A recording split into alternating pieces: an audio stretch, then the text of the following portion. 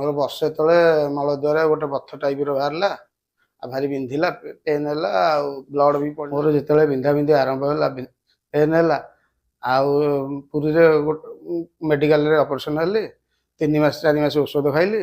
ତା ବାଦ ସାର୍ଙ୍କ ପାଖକୁ ଆଉଥରେ ଟ୍ରିଟମେଣ୍ଟ ହେବାକୁ ଗଲା ଆସିକି ସାର୍ କହିଲେ ଆଉ ଟିକେ ରହିଯାଇଛି ଆଉଥରେ ଅପରେସନ୍ କରିବାକୁ କହିଲେ। ମୋ ନାଁ ସନ୍ତୋଷ ରାଉତ।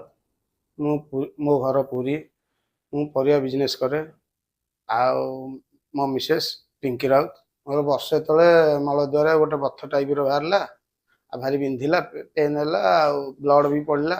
ମୋର ଯେତେବେଳେ ବିନ୍ଧା ବିନ୍ଧି ଆରମ୍ଭ ହେଲା ପେନ୍ ହେଲା ଆଉ ପୁରୀରେ ଗୋଟେ ମେଡ଼ିକାଲରେ ଅପରେସନ୍ ହେଲି 3 ମାସ 4 ମାସ ଔଷଧ ଖାଇଲି। ତା ବାଦ ସାର୍ଙ୍କ ପାଖକୁ ଆଉଥରେ ଟ୍ରିଟମେଣ୍ଟ ହେବାକୁ ଗଲା ଆସିକି ସାର୍ କହିଲେ ଆଉ ଟିକେ ରହିଯାଇଛି ଆଉଥରେ ଅପରେସନ୍ କରିବାକୁ କହିଲେ। ମୁଁ ମନା କରିଲି। ମୁଁ ଦିନେ ମୋବାଇଲରେ ଦେଖୁ ଦେଖୁ ପୁଷ୍ପା କ୍ଲିନିକ୍ ଦେଖିଲି ଆଉ ବରମୁଣ୍ଡା ବସଷ୍ଟାଣ୍ଡକୁ ଆସିଲି।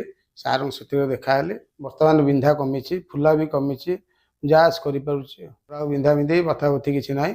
ମୁଁ ରେଗୁଲାର କାମ କରିପାରୁଛି। ଆପଣମାନଙ୍କର ଯଦି ପାଇଲ୍ସ ଫିଲଚୁଲା ହୋଇଛି ଆପଣମାନେ କୌଣସି ଔଷଧ ଅପରେସନ୍ ହୁଅନ୍ତୁ ନାହିଁ, ଡାଇରେକ୍ଟ ଆସନ୍ତୁ ବରମୁଣ୍ଡା ବସଷ୍ଟାଣ୍ଡ ପୁଷ୍ପା କ୍ଲିନିକ୍, ଆରୋଗ୍ୟ ହେଇକି ଯାଆନ୍ତୁ।